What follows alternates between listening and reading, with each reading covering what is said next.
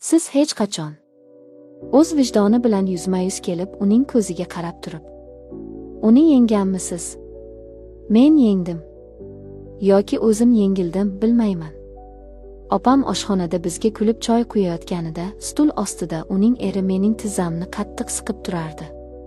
Uning nigohlarida olov, mening vujudimda esa yillar davomida muzlab yotgan ayollik ehtirosi yonardi. Bu xiyonatmidi? Ha, dahshatli xiyonat. Lekin o'sha tunda u meni ko'tarib mehmonxona karavotiga yotqizganida, men hayotimda birinchi marta o'zimni tirik ayoldek his qildim. Hukm qilishga shoshilmang. Avval mening do'zaximni eshiting. Mening ismim Farangiz. Yoshim 26 da. Tashqaridan qaragan odamga men juda kuchli, hech narsadan tab tortmaydigan erkakshoda qizman. Ha, yoshligimdan shunday o'sdim. Oilada hamma meni bizning o'g'il bola qizimiz derdi. Lekin bu niqobning ortida qanchalar mo'rt, qanchalar mehrga tashna qalb yashirin ekanini hech kim bilmasdi. Erta turmushga chiqdim. 2 ta farzand ko'rdim. Lekin oilam, u mening qafasimga aylandi. Erimning sovuqqonligi, e'tiborsizligi meni ayol sifatida sindirib tashladi. Biz ajrashdik. 2 bolamni yetaklab ota-onamning hovlisiga qaytib keldim. Ajrashgan ayol degan tamg'a. Bu so'zning qanchalar og'ir ekanini faqat o'z boshidan o'tkazganlar biladi. Men go'yoki hayotdan o'chirilgandek edim. Kunlarim bir xil: bolalar tarbiyasi, uy ishlari va cheksiz, bo'g'uvchi yolg'izlik. 2 yil. 2 yil davomida biron marta o'zimni ayoldek his qilmadim. Hech kim menga go'zalsan demadi, hech kim sochimni silamadi. Men toshga aylanib borardim. Opam bor. Mendan farqli o'laroq uning hayoti risoladagidek. Maktabda o'qituvchi. Yaqindagina farzandli bo'ldi. Men haftada bir marta ularnikiga borib, opam ishga ketganida chaqalog'iga qarab o'tirardim. Pochcham. U juda yaxshi inson. Taksi haydovchisi bo'lib ishlardi. U meni har doim o'z singlisidek mehribonlik bilan kutib olardi. Farangiz, yaxshimisiz? Charchab qolmayapsizmi? Uning shu oddiy so'zlarida shunday bir g'amxo'rlik bor ediki, xuddi qotib qolgan muzlikka iliq quyosh nuri tushgandek bo'lardi. Opamning ko'zi yoriganiga endigina 1 oy bo'lgandi. U charchagan, asabiy. Pochcham esa. Pochcham erkak kishi. Erkakning qoni qaynab tursa-yu, yonidagi ayoli unga e'tibor bera olmasa, uning ko'zlari o'z ixtiyorisiz boshqa tomonga og'a boshlarkan. O'sha paytlar men buni tushunmasdim. Bir kuni hamma narsani ostin-ustun qilgan o'sha kun. Tush payti edi. Opam maktabda, men chaqaloqni uxlatib, oshxonada pochchamga ovqat tayyorlayotgandim. Har kungi odat, u tushlikka keladi, men ovqat suzib beraman. Eshik ochildi. U kirdi. Oshxonada faqat ikkimiz edik. Gaz plitasining olovi yonib turar, qozondan chiquvchi bug' dimog'imga urilardi. Farangiz, singlim, yaxshi o'tiribsizmi? Dedi u har doimgidek mayin ovozda. Rahmat pochcha, Imronbek uxladi. Opam kelguncha ovqat qilib turgandim, dedim men orqamni o'girmay, qozon kovlab. Menga ovqat suzib bering, ishga shoshayapman, dedi u. Xo'p, hozir. Birdan orqamda uning qadam tovushlari yaqinlashganini sezdim. Men xuddi tok urgandek qotib qoldim. Uning gavdasi orqamga yopishgudek yaqin keldi. Issiq nafasi bo'ynimga urildi. Uning 2 qo'li birdaniga belimdan aylanib o'tib, meni o'ziga qattiq bosdi. Qornim olovga tegib turgan bo'lsa-da, orqamdan kelayotgan olov undan 1000 chandon kuchliroq edi. Nima qilyapsiz, pochcha, dedim ovozim qaltirab, qozon cho'michi qo'limdan tushib ketayozdi. Yuragim qinidan chiqib ketgudek urardi. U meni qo'yib yubormadi. Aksincha, yuzini sochimga ko'mib pichirladi. Farangiz. Men qiynalib ketdim. Opang homilador bo'lganidan beri 1 yildan oshdi. Men ham tirik odamman. Qonim yonib ketyapti. Seni ko'rsam o'zimni yo'qotib qo'yapman. Menga imkon ber. Bu so'zlar. O Xudoyim. Bu so'zlar meni ham shokka tushirdi, ham vujudimdagi uxlab yotgan jinni uyg'otib yubordi. Yig'lab yubordim. Ko'z yoshlarim ixtiyorsiz oqardi. Pochsha, nimalar deyapsiz? Opam bilsa o'ldiradi-ku ikkalamizni ham.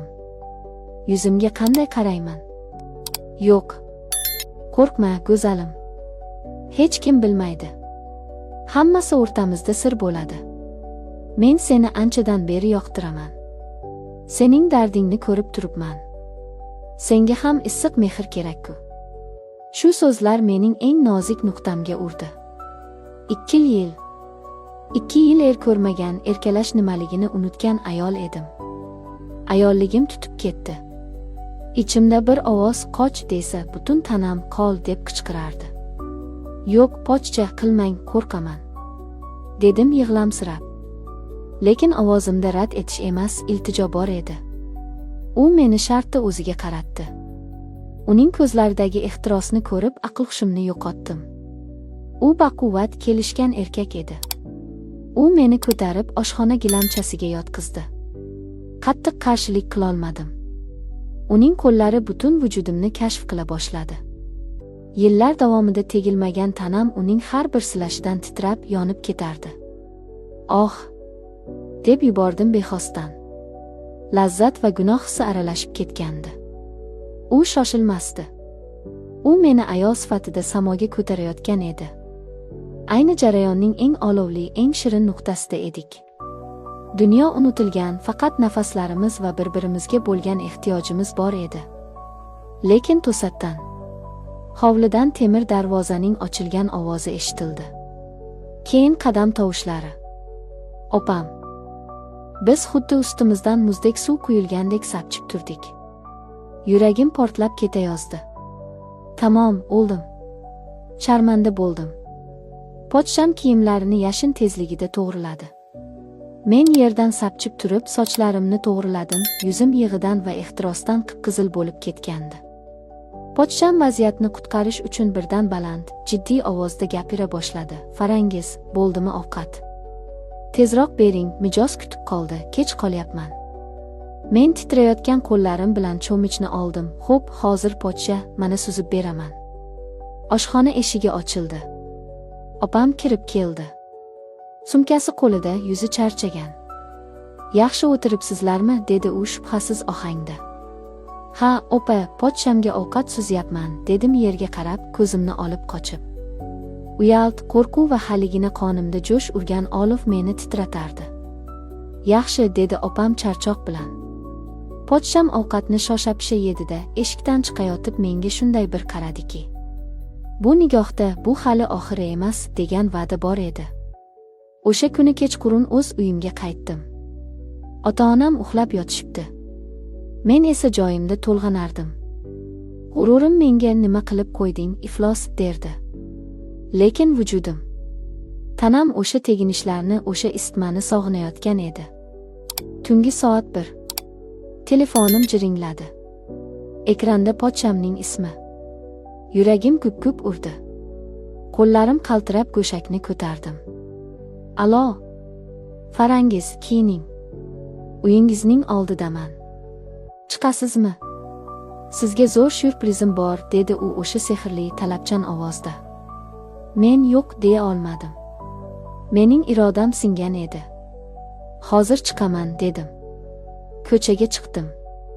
Uning mashinasi qorong'u burchakda turardi. Eshikni ochib o'tirdim. Mashina ichi xuddi boshqa dunyoga o'xshardi. Issiq, yoqimli atir hidi va o'rindiqda bir dasta qip-qizil atirgullar yotardi. "Bular senga, malikam", dedi u gullarni uzatib. Ko'zlarim yoshlandi. Erim menga 10 yillik hayotimizda bir dona gul bermagandi. Bu inson esa mening eng nozik torlarimni chertayotgan edi. "Rahmat, pochcha. Rosa xursand bo'ldim", dedim yig'lamsirab. "Yuring, bir joyga boramiz. Bugun seni baxtli qilaman", dedi u mashinani o't oldirib. "Uydagilar bilib qolsa meni tiriklayin ko'mishadi, pochcha", dedim xavotir bilan. "Hech kim bilmaydi. Men borman-ku. Tez qaytamiz", dedi u mening qo'limdan ushlab. Uning qo'lidagi issiqlik menga ishonch berdi. Mayli, ketdik, dedim pichirlab. Yuragim qayerga ketayotganimizni aniq sezib turardi. Biz shahar chetidagi xilvat mehmonxonaga keldik. U xonani bir necha soatga oldi. Xonaga kirdik. Eshik yopilishi bilan u meni devorga taqab, aqldan ozgandek o'pa boshladi. O'sha tunda bizning o'rtamizda hech qanday so'z, hech qanday parda qolmadi. U kiyimlarimni yechdi. Men ham qarshilik qilmadim, o'zim ham shuni jondan xohlayotgandim. Biz karavotga yotdik. U haqiqiy erkak edi. Erimda ko'rmagan tajriba, mehr va ehtiros. U mening har bir nuqtamni, har bir holamni erkalab, pishqirib o'pardi. Men mazza qilardim. Ayol sifatida qadrlanganimni, kimdir meni jondan istayotganini his qilib, hushimni yo'qotardim. Oh, pochcha, ismimni ayt. Menga ismimni ayt, derdi u nafasimni o'g'irlab. Biz o'sha tunda butunlay bir-birimizga singib ketdik. U meni lazzatning shunday cho'qqisiga olib chiqdiki, men o'tmishdagi barcha azoblarimni, ajrashgan ayol degan tamg'amni unutib yubordim. Jarayon tugagach, biz terlab, charchab bir-birimizning bag'rimizda yotardik. U sochimdan o'pib, seni yaxshi ko'raman, Farangiz. Sen endi menisan. Har doim shu joyga kelamiz, dedi. Men ko'zlarimni yumib, xo'p, dedim. Men o'z ixtiyorim bilan bu taqiqlangan olovga tushib bo'lgandim. O'sha tundan keyin mening hayotim ikkiga bo'lindi. Kunduzi bolalari uchun yashaydigan, ota-onasiga itoatkor, opasiga mehribon singil. Kechasi esa pochchasining yashirin jazmani, olovli o'ynashi. Bilasizmi, vijdon azobi faqat kinolarda bo'larkan. Real hayotda esa inson o'z nafsini, o'z ehtiyojlarini hammadan ustun qo'yarkan. Pochcham juda akkuratli, ehtiyotkor odam. U bilan munosabatlarimiz haligacha sir bo'lib kelmoqda. Opam bechora hamon hech narsani bilmaydi. U o'zining oilaviy tashvishlari bilan ovora. Men esa uning eridan o'zimga kerakli bo'lgan ayollik baxtini olayapman. Lekin bu yo'l qurbonsiz bo'lmadi. Shu yillar ichida men undan 2 marta homilador bo'lib qoldim. 2 marta ham ichimda g'ulg'ula, dahshatli qo'rquv bilan abort qildirib tashladim. Uydagilar bilsa nima bo'lardi? Qanday qilib opamning eridan bola tug'aman? Bolalarning uvoli meni tutishini bilaman. Lekin mening boshqa choram yo'q edi. Hayot shunday davom etmoqda. Kimgadir mening bu hikoyam mudhish, iflos tuyulishi mumkin. Iflos, opangning erini olding dersizlar. Lekin eridan mehr ko'rmagan, yillar davomida devorga qarab yig'lagan yolg'iz ayolning dardini hech kim tushunmaydi. Eri yo'q ayollarning qismati shu, yo jamiyatning pichir-pichirlari ostida so'lib o'lasiz, yoki o'z baxtingizni kimningdir ko'z yoshi evaziga bo'lsa ham o'g'irlab olasiz. Mazza qilib yashaganing qolarkan bu hayotda. Kim bo'lishidan qat'iy nazar. Men hozir baxtliman. Garchi bu baxt yashirin, taqiqlangan va gunohli bo'lsa ham. Men ayolman. Va men shunday yashashni tanladim. Bu mening real hayotim. Men Farangizman. Bu mening uzrimsiz iqrorim edi. E'tiboringiz uchun rahmat. Hikoyachi momo, da qoling. Balki bir kun siz ham o'z siringizni oshar qila olarsiz.